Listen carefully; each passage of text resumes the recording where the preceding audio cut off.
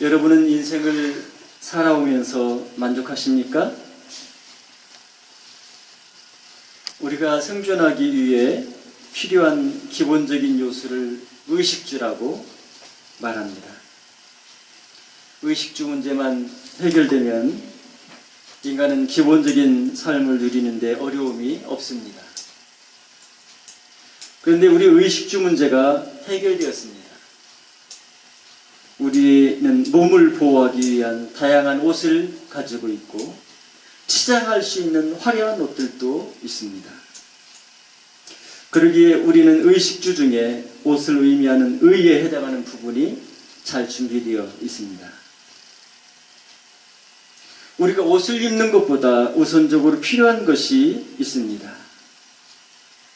그것은 먹는 것이죠.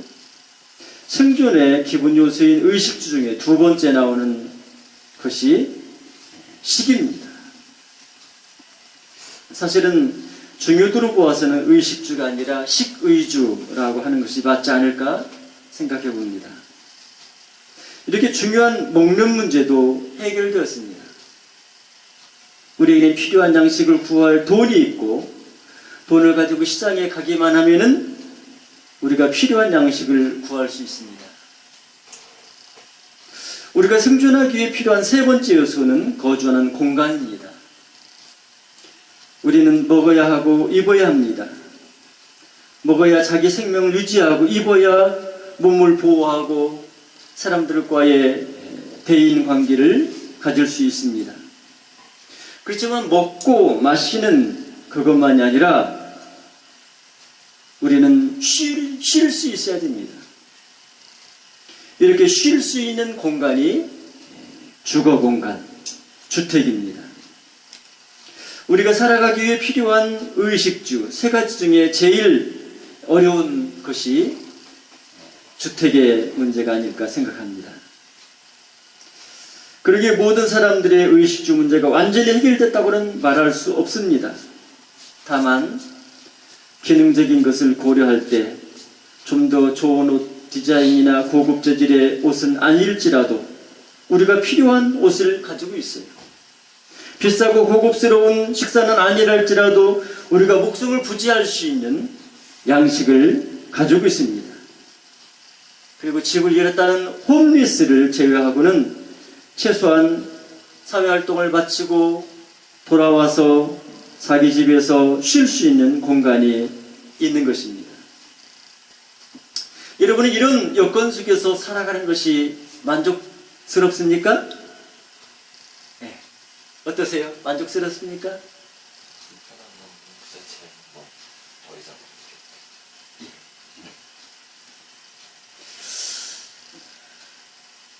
불편하고 만족스럽지 못할 수도 있습니다. 다른 사람과 비교해 볼 때 더 그렇거든요. 다른 사람들은 완벽해 보일 것처럼 보이는 사람이랄지라도 사실은 불만이 있을 수 있습니다. 우리가 참 좋은 집이다, 멋지게 해놨다 했는데 계속해서 끊임없이 이렇게 발전하고 또 더 좋은 집들이 지어지고 하는 것을 보면서 지금 우리가 최고의 환경이라고 생각하지만은 거기에도 부족한 것이나 불편한 것이 있다고 생각할 수 있습니다. 이렇게 따지고 보면 끊임없는 욕망을 가지고 있는 우리는 결코 만족할 수 없을 것입니다. 그렇지만 우리가 불편한 것을 일부러 찾지 않는다면 상황이 달라집니다. 한두 번 불편함을 느끼거나 부족함을 느낄 수 있을지라도 다른 것으로 대체할 수 있습니다. 우리는 우리에게 있는 옷 중에 하나를 골라 입을 수 있고 한두 번 마음에 들지 않을지 몰라 불평하게 될 수도 있지만 그러나 다른 옷 입어도 그렇게 큰 문제는 아닙니다. 우리는 주어진 여건 속에서 어느 정도 만족을 느끼고 살아갈 수 있습니다. 우리가 살아가기 위해 문제될 것이 없다는 말입니다. 그렇습니다. 우리들 중에 대부분은 직접적으로 생존의 위협을 받는 경우가 많지 않습니다. 해야 할 중요한 일을 하지 못해서 문제가 되거나 좌절하는 경우도 많지 않습니다. 그러므로 대부분의 사람들은 큰 문제를 느끼지 못하고 인생을 살아갑니다. 맛있는 음식을 먹고 지인들과 함께 교제하고 이야기를 나눕니다. 이러한 일상적인 삶이 소소한 행복을 가져다 줍니다. 이런 우리의 인생이 만족스럽지 않습니까? 그렇지만 우리의 실제 모습은 어떨까요? 우리가 그냥 평범하게 만족스럽게 이렇게 살아가고 있어요. 그렇게 큰 문제를 느끼지 않아요. 그래서 우리가 편안하고 만족스러운 것처럼 아무 어려움 없는 것처럼 보여요. 그렇지만 실제로 우리의 모습이 어떨까요? 오늘 본문은 선지서 중에서 대표적인 이사야 선지자의 마지막 말씀입니다. 우리는 앞으로 될 일에 대하여 하나님의 말씀을 전하는 사람들을 선지자 또는 예언자라고 부릅니다. 선지자들이 전하는 하나님의 말씀은 어떤 것들일까요? 선지자가 전하는 말, 좋은 말, 사랑의 말, 축복의 말, 이런 말도 있겠지만은 선지자가 전하는 말씀, 메시지의 대부분은 잘못이나 죄악을 꾸짖고 책망하는 경우가 많이 있습니다. 이사야 선지자의 경우도 북이스라엘이 이제 또 남유다가 하나님 앞에 죄를 범하고 이렇게 악을 행하여서 하나님의 심판을 받아야 되는 그런 상황 속에 놓여져 있었어요. 그렇기 때문에 이사야 선지자도 이스라엘을 향하여 책망하고 그들에 대한 하나님의 심판을 선포했습니다. 우리는 겉으로 괜찮은 것 같이 보입니다. 의식주나 질병의 문제로 절박한 상황이 우리에게는 별로 없어요. 그렇지만 죄인은 하나님 앞에 저주와 심판을 당하는 그런 존재예요. 하나님 앞에, 심판자 앞에 죄악 가운데 있는 인간이 서 있는 그런 모습이 우리의 모습이라는 것을 우리는 알아야 됩니다.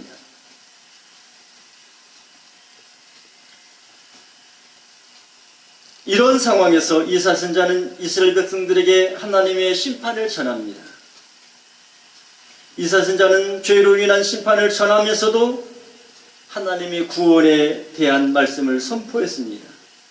이사야서의 마지막 부분인 오늘 본문에서도 이사야 선지자는 하나님의 사랑과 구원에 대한 말씀을 전파합니다.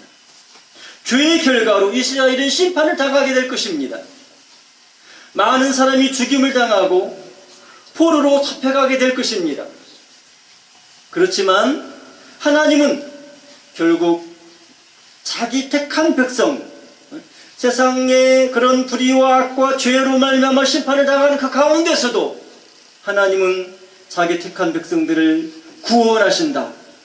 이것이 하나님께서 그 백성들을 향하여 주시는 말씀인 것입니다. 오늘 본문 이사야 65장 17절 말씀을 함께 읽어보겠습니다. 시작. 보라, 내가 새 하늘과 새 땅을 창조하나니 이전 것은 기억되거나 마음에 생각나지 아니할 것이라. 여러분, 이 말씀이 무슨 말씀인가요? 하나님은 죄를 범한 이스라엘을 심판하시고 이 세상을 심판하신다는 거예요. 죄악으로 말미암아 하나님의 백성인 이스라엘이 심판받는 상황에 이렇게 있는 것입니다. 그렇다면 이스라엘 백성이 아닌 다른 이방 사람들은 어떻게 했어요? 하나님의 백성이라고 하고 하나님을 예배한다고 하고 선지자가 있는 이 이스라엘 백성들이 하나님 앞에 죄악을 범하고 하나님의 징계와 심판을 받을 수밖에 없는 상황이라면 하나님을 알지 못하는 이방 사람들의 삶은 어떻겠어요? 그러므로 모든 사람들, 모든 피조물들은 하나님 앞에, 하나님의 심판의 앞에 놓여져 있는 것입니다. 여러분, 하나님께서 세상을 심판하시면 그것으로 끝일까요? 그렇지 않습니다. 하나님은 자신이 자기 힘으로 의를 행하거나 구원을 얻을 수 없음을 알아요. 하나님은 사람이 자기 힘으로 의를 이루거나 구원을 얻을 수 없다는 것을 아십니다. 자기 힘으로 구원할 수 없다면 우리는 하나님의 진노와 심판 아래에 놓이게 되는 것입니다. 그렇지만 하나님은 이러한 인간을 죄와 저주 그리고 심판에 버려두지 않습니다. 예수님 보내주셔서 택함을 받게 하시고 하나님의 백성을 구원해 주신 것입니다. 하나님은 구원을 자기 백성을 위하여 준비하셨습니다. 그래서 새하늘과 새 땅을 창조하셨습니다. 이전의 모든 것이 다 멸망을 당하여 기억되거나 생각나지 않을 것이라고 말합니다. 구원받은 하나님의 백성을 위해 이전 것은 지나갔고 새로운 세계가 창조된 것입니다. 죄 때문에 영원히 멸망받아야 할 마땅할 존재이지만 하나님은 세상을 심판하실 때 자기 백성을 구원하셨습니다. 그들이 하나님을 예배하며 살게 될 새로운 세상을 만드셨습니다. 하나님께서 지으실 새하늘과 새 땅은 어떤 곳일까요? 그곳은 우리가 살면서 고난당하고 죄를 범하고 저주와 심판을 당해야 하는 지금 우리가 살고 있는 이 세상과 같은 곳일까요? 하나님께서 새로 지으시는 세상이 이전의 세상과 같은 것이라면 무슨 의미가 있겠어요? 그저 시간만, 기회만 새로 한 번 더 주는 것에 불과할 것입니다. 그렇지만 새하늘과 새 땅은 그렇지 않아요. 새하늘과 새 땅은 이전에 있던 것과 다른 곳입니다. 새 것입니다. 이사야 선지자는 하나님께서 지으실 새하늘과 새 땅이 어떤 곳인지를 설명합니다. 오늘 보면 이사야 65장 18절 19절 말씀을 함께 읽어보겠습니다. 시작.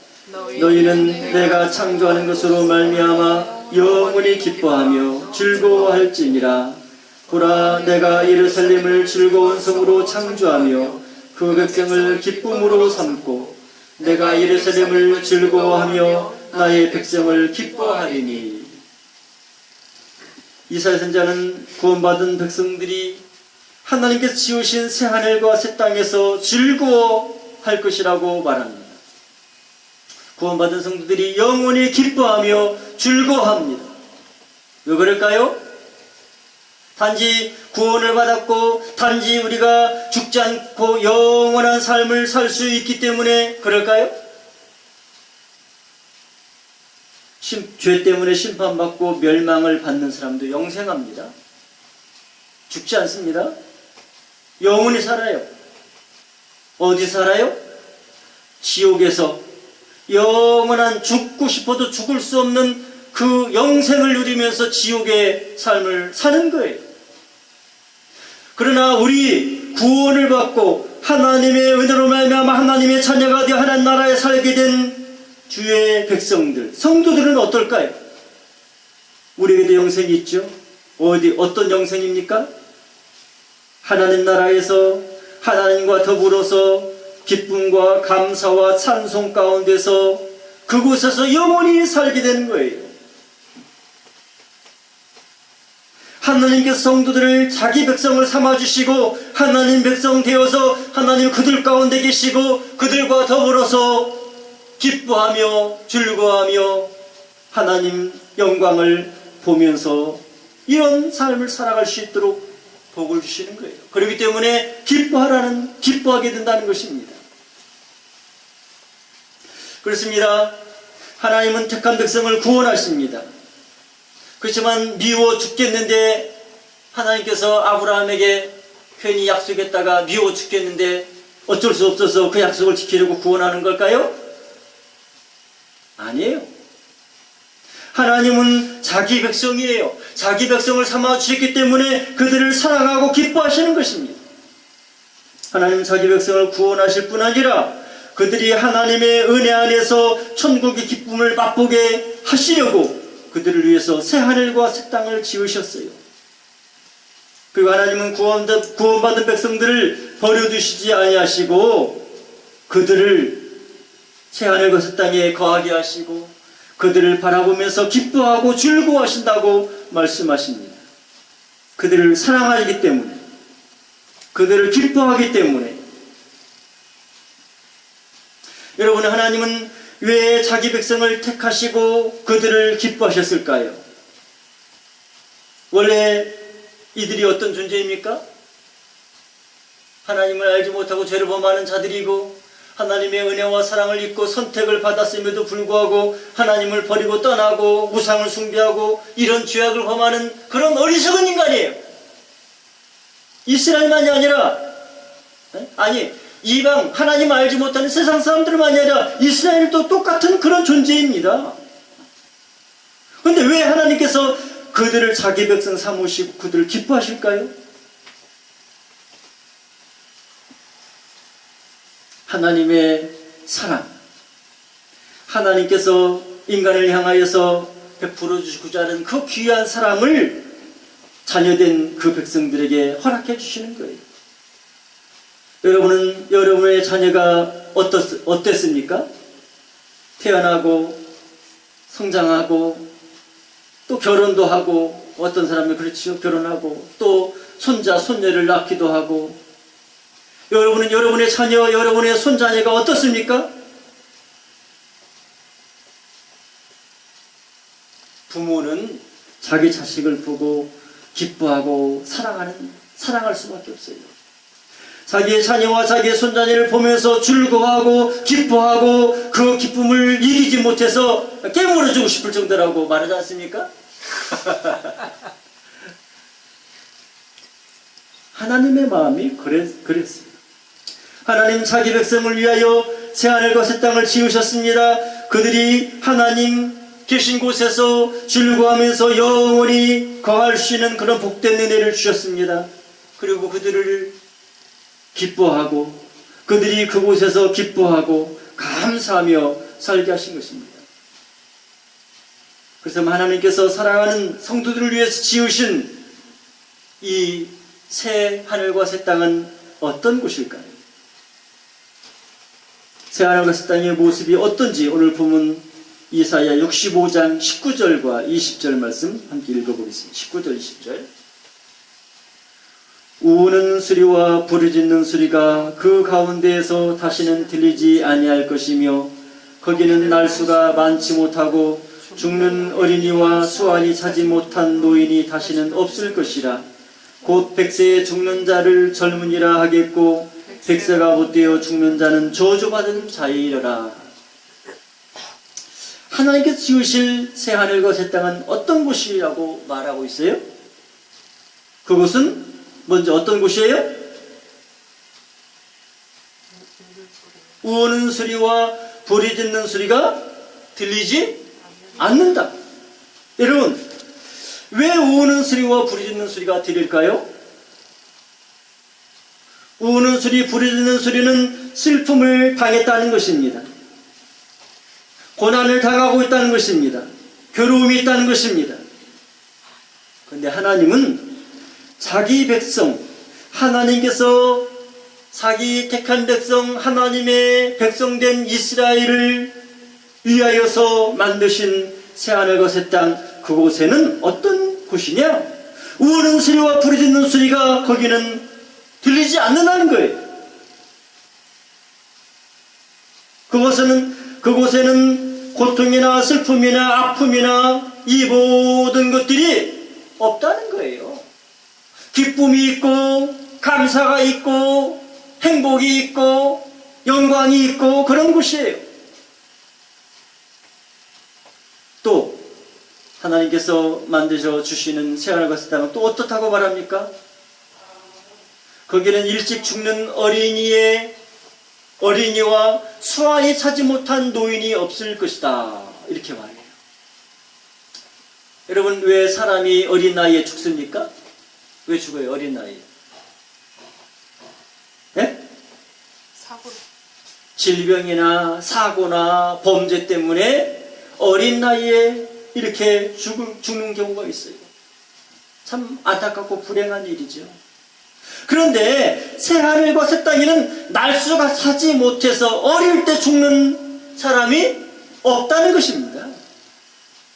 하나님께 사람에게 일정한 수명을 주어서 살게 하셨기 때문에 그 수완이 차지 않았는데 죽는 일이 있어요. 그런데 새하늘과 새 땅은 없다는, 그런 일이 없다는 거예요.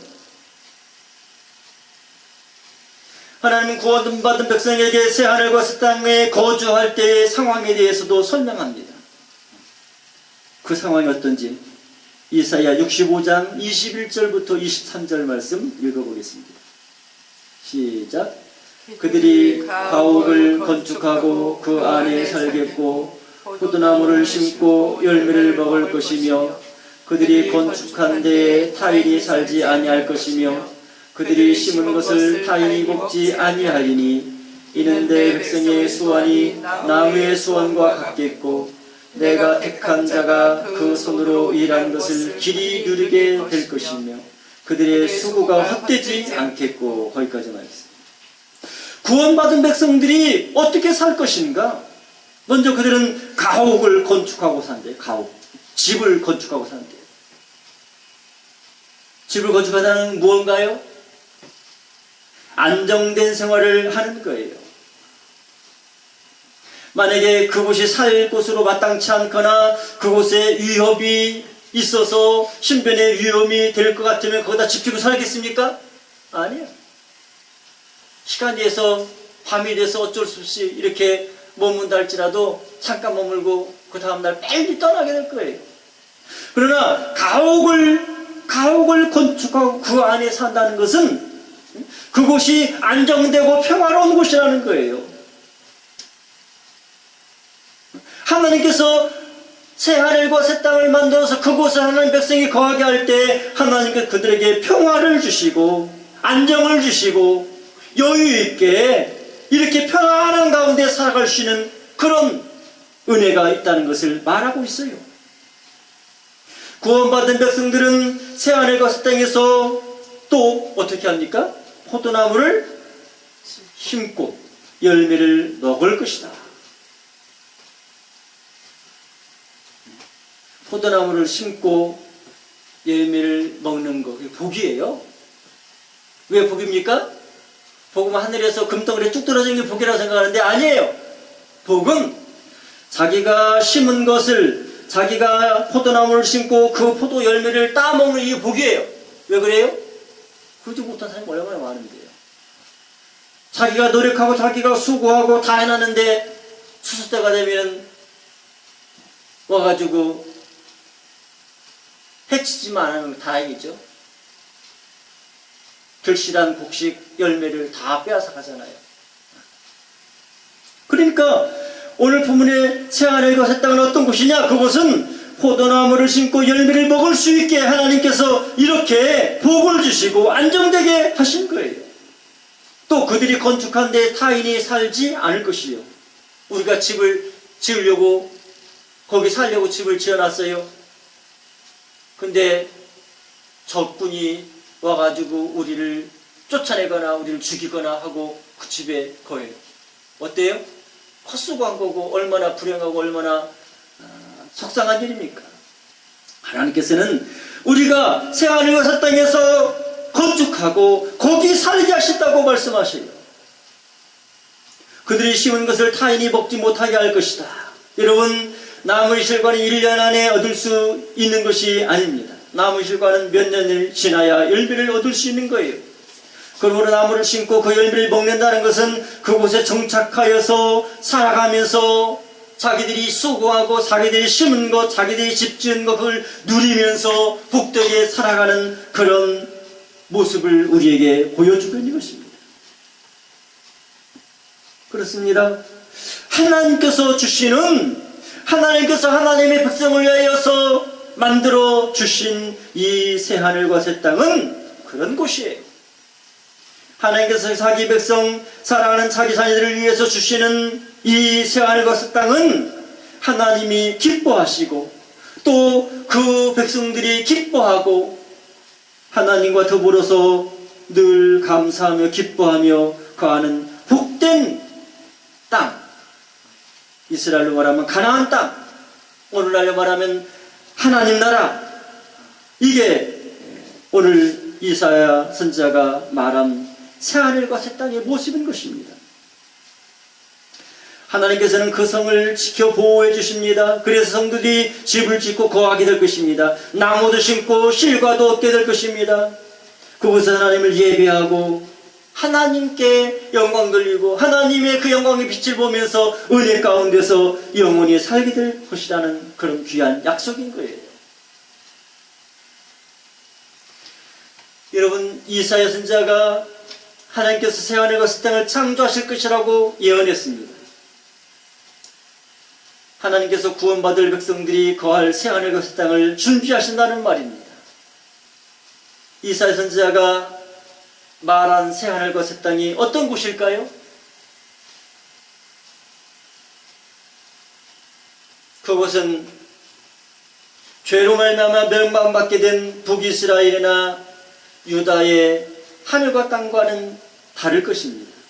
이전에 이스라엘의 유다의 그런 존재는 완전히 심판을 당하고 멸망을 당할 수밖에 없는 그런 상황 속에 놓여 있어요. 그들은 멸망을 당하고 그들은 다 회파되고 이전 것은 다 없어지게 될 거예요. 그리고 하나님께서 새 하늘과 새 땅을 만드시는 거예요. 그러니까 이전에 그 이스라엘이나 유다 백성들이 살던 그런 모습과는 다른 거예요. 그렇지만 이사야가 말한 새 하늘과 새 땅이 성도들이 궁극적으로 바라보고 있는 이 하나님 나라의 모습이라고 할 수 있을까요? 하나님 나라를 상징하는 이상적인 나라이지만은 완전한 하나님 나라의 모습이라고 할 수는 없습니다. 새하늘과 새 땅은 죄악을 범하고 결국에는 멸망하게 될 이스라엘의 현재와 대조시켜서 하나님 나라의 모형으로 이렇게 이사야 선지자에게 보여준 것입니다. 그러기에 이사야 선지자가 보게 된 이 새하늘과 새 땅의 모습은 이상적이면서도 또 한편으로는 제한적인 거예요. 오늘 본문에 백세에 죽는 자는 젊은이라 하겠고, 이 말씀 어때요? 백세에 죽는 자는 젊은이라, 백세에 죽는 자는 젊은이에요. 그러니까. 네? 아니, 영원히 사는 것인데 죽는다는 의미가. 그렇죠. 지금으로 우리로 말하면은 70세, 옛날에는 60세도 못 살았잖아요. 그런데 80세 평균 연령이 그렇게 돼요. 이 복된 100살? 평균이 100살이에요, 100살. 얼마나 대단한 거예요. 아니, 평균이 100살도 아니에요. 100살이 죽으면은 어떻게 됐다고요? 젊은이. 아이고, 젊은데 죽었네. 이렇게 하는 거예요. 예. 네. 얼마나 이상적이에요. 그렇죠?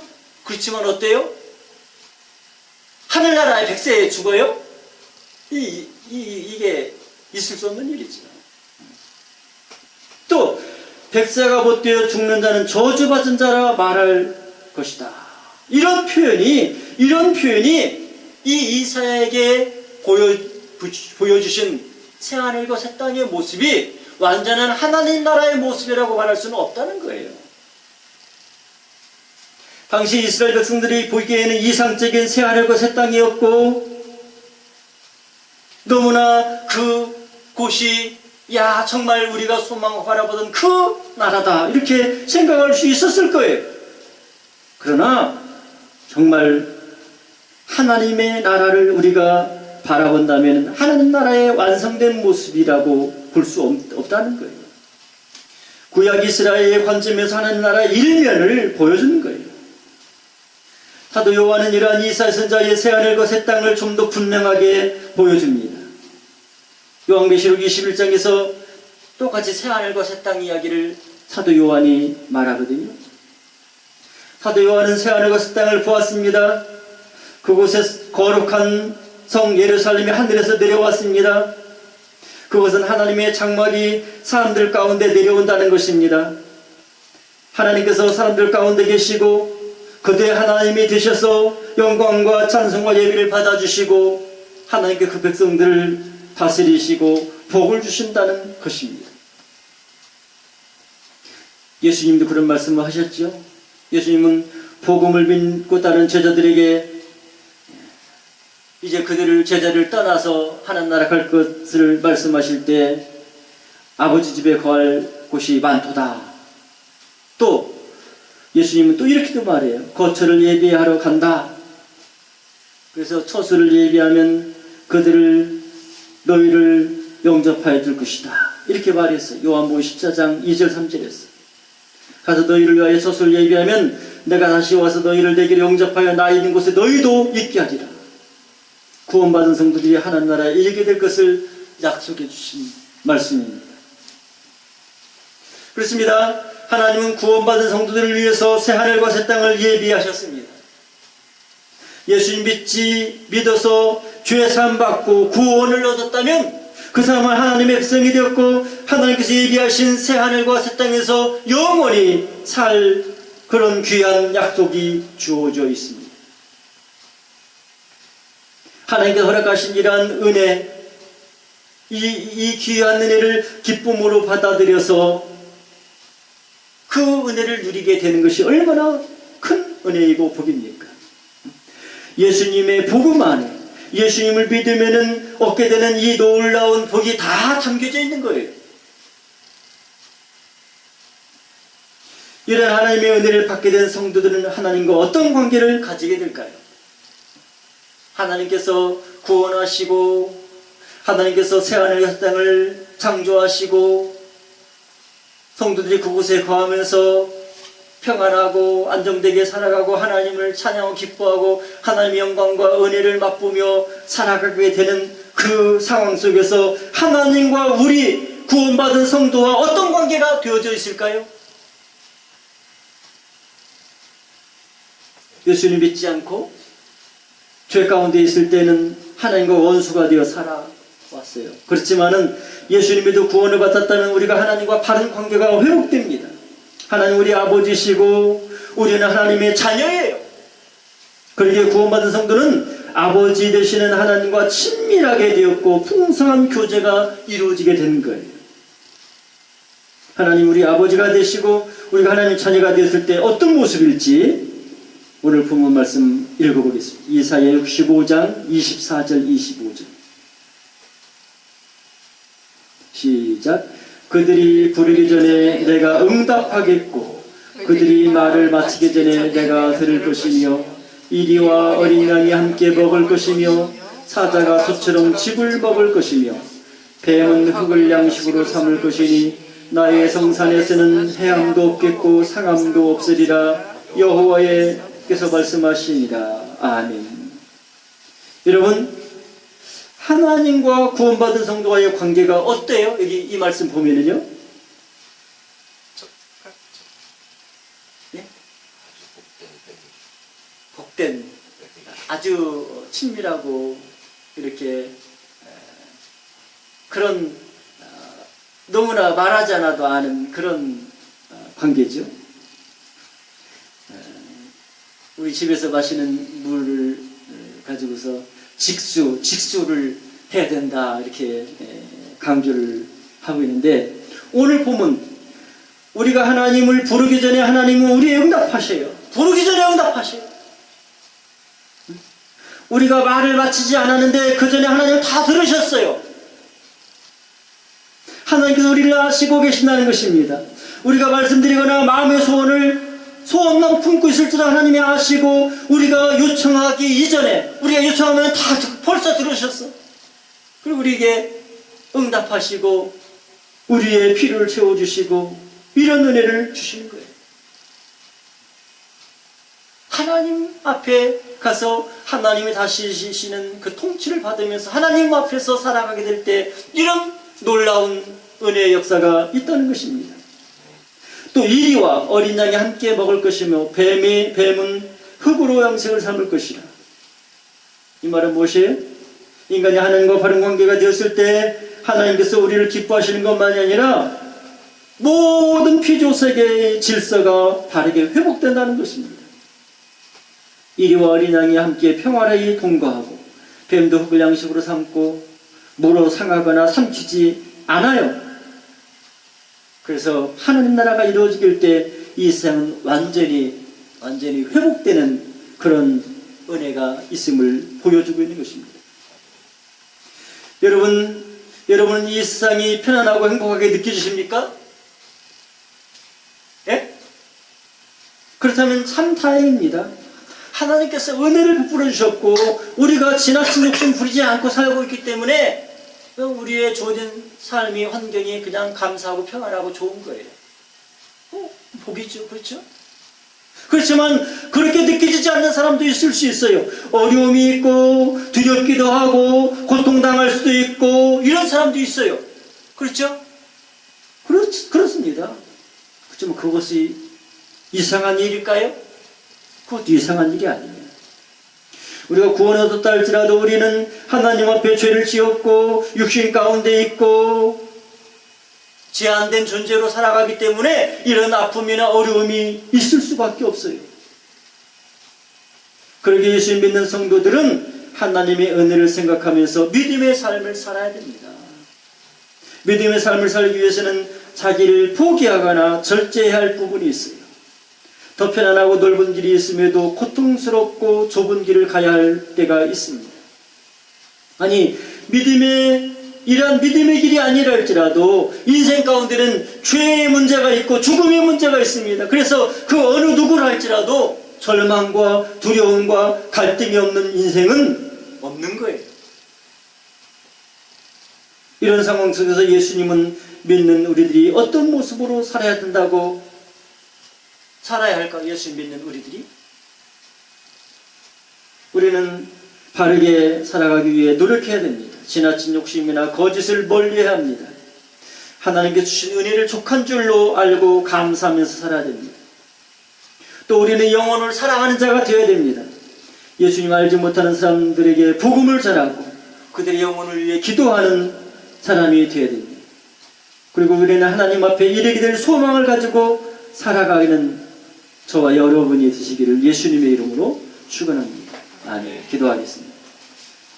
하나님 주신 말씀을 통해서 믿는 하나님의 백성된 우리를 위하여서 새하늘과 새 땅을 예비하시고 그곳에 이르게 될 때에 어떤 삶이 있을 것인지를 우리에게 말씀을 통해 알게 하시니 감사합니다.